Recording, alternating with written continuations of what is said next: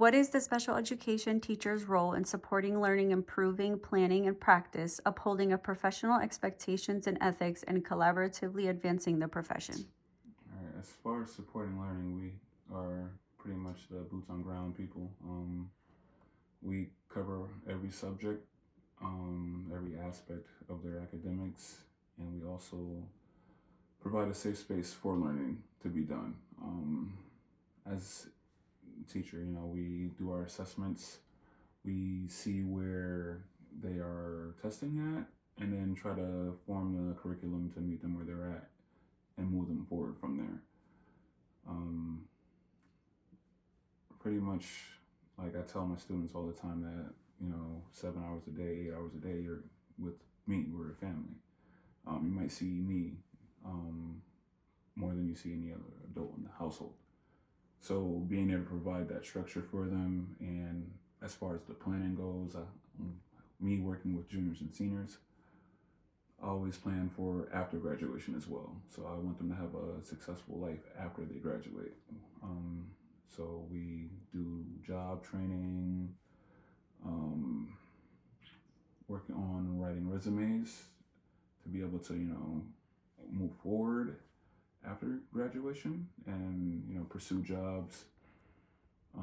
As far as collaborating, is very important because not every curriculum will hit the same for each student.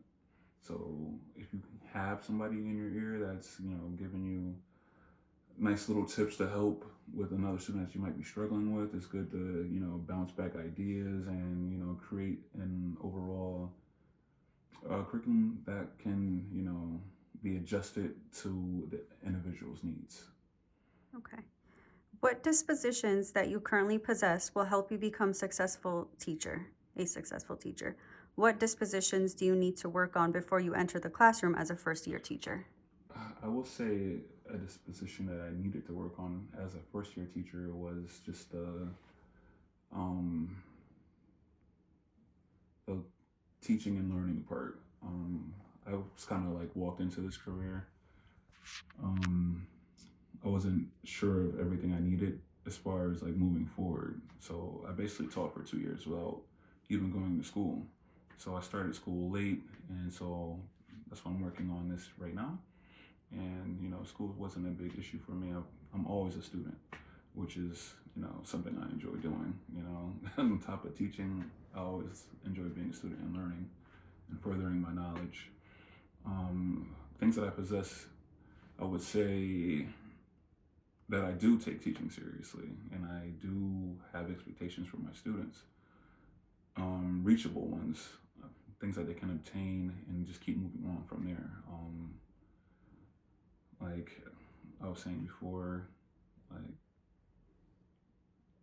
school might not be for everybody, but like being a great person. So you're gonna learn more than just academics. You're gonna learn respect. You're gonna learn how to respect yourself. You're gonna learn a bunch of things that you can use in your life. I know a lot of students feel like, oh, why do I need to do geometry? I'm not going to use that. But there's certain things that you will learn and that you will need to use. Okay. What effect could personal biases have on expectations that teachers have for their students? How could these biases affect their relationships with students and their families? So, with personal bias, me being like a huge kid growing up, I was victim to a bunch of personal biases. Um, but however, like when you can see through these biases and like actually build relationships with your students, that's when you can expect to get the most out of them. But a bias can, kind of put a kid in a box, and once you do that, they kind of just go with it, or it's a pushback. If you don't expect much of them, they're gonna give you, they're gonna give you that, you know. Or if you expect too much from them, it might cause them to melt down. So you want to get to know your students and not create a bias. Know the real them. Um, as far as like family stuff, that can lead to issues. You don't want to go home and have a student say that a teacher said this to them or this or that, or you enter a conversation with the parent thinking like, oh, it's just going to create more friction and cause problems moving forward. So do your best to keep biases out of it.